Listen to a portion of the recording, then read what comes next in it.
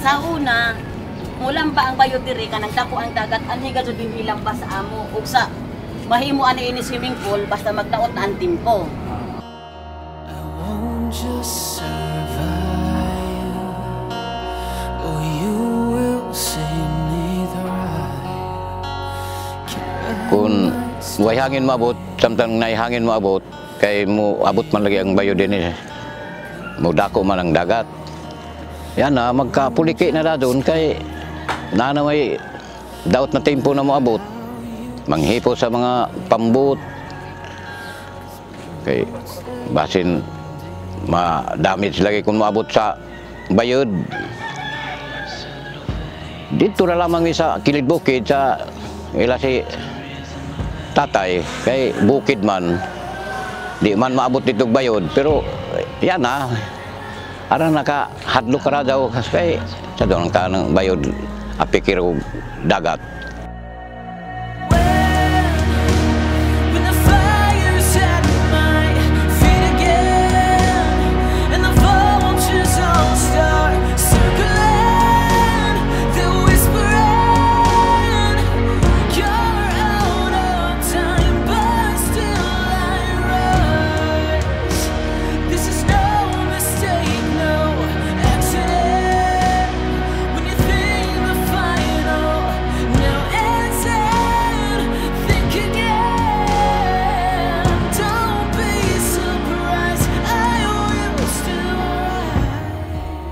Para sa ako, dako gazud na tabang sa amo dyaon nahimo ko man na boulders kay compare sa una kun magkuan na gani magdaot ang panahon sa wanon gazud kami kay mismo sa amo bayay anha na mo lamba ang bayod sa pagkakaron dako na tabang na dyaon nay amo boulders kay di na mi koy baon kun bisan mo dagko pa ang bayod dadto na may makasagang sa mga bayod.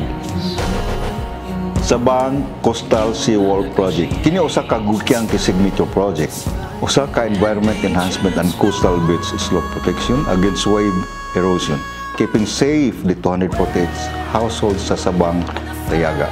Ang seawall wave barrier can neutralize a 2-meter high wave sa 3 meters high, 15 meters wide, 1,000 meters long with a boulder base. Mudunar kini sa emptying and upswelling force sa balod.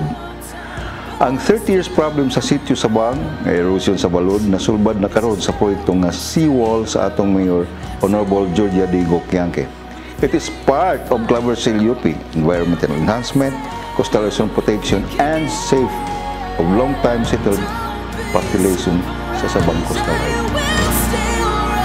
Kami, isip taga Sabang, mapasalamaton sa LGU Claver headed by our project-oriented Honorable Mayor Georgia D. Goquianque.